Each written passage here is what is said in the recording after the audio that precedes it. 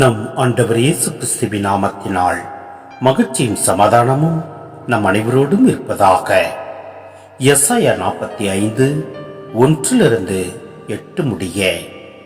சைரசுக்கு ஆண்டவர் திருப்பொழிவு செய்துள்ளார்.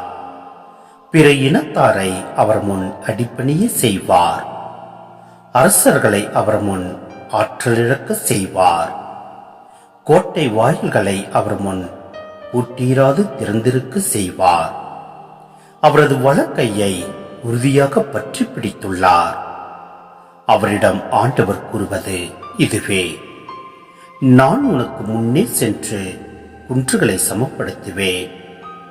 செப்பு கதவுகளை உடைத்து இரும்பு தாழ்பாளர்களை தகர்ப்பேன். இருளில் மறைத்து வைத்த கருவூலங்களையும் மறைவிடங்களில் ஒளித்து வைத்த புதையல்களையும் உனக்கு நான் தருவேன். பெயர் சொல்லி உன்னை அழைத்த இஸ்ரேலின் கடவுளாகிய ஆண்டவர் நானே என்பதை நீ அறியும்படி இதை செய்வேன். என் ஊழியன் யாக்கோப்பை முன்னிட்டும் நான் தேர்ந்து கொண்ட இஸ்ரேல் பொருட்டும் பெயர் சொல்லி உன்னை அழைத்தேன். நீ என்னை அறியாதிருந்தும் உனக்கு பெயரும் புகழும் வழங்கினேன். நானே ஆண்டவர், வேறு எவரும் இல்லை. என்னையன்றி வேறு கடவுள் இல்லை. நீ என்னை அறியாதிருந்தும் உனக்கு வலிமை அளித்தேன்.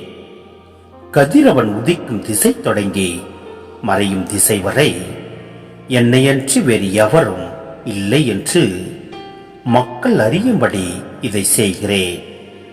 நானே ஆண்டவர், வேறு எவரும் இல்லை.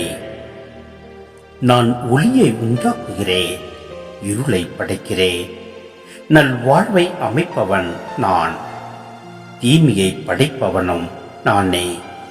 இவை அனைத்தையும் செய்யும் ஆண்டவர் நானே.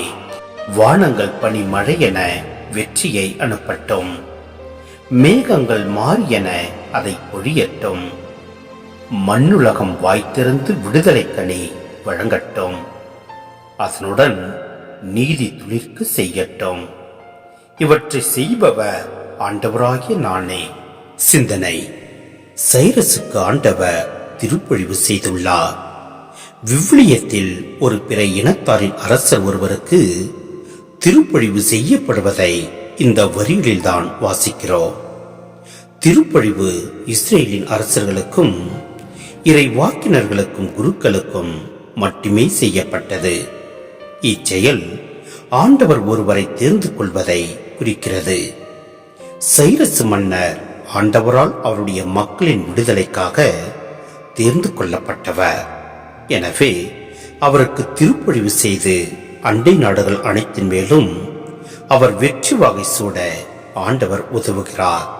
மேலும் அசிரியா, எகிப்து, எத்தியோப்பியா, செபா நாடுகளையும் வெல்வதற்கு ஆண்டவர் அவருக்கு உதவினார். இஸ்ரேல் மக்களை விடுதலை செய்வதற்காக இவை அனைத்தையும் ஆண்டவர் செய்கின்றார்.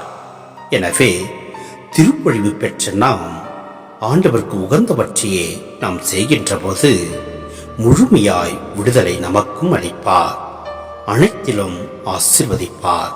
ஆமென்.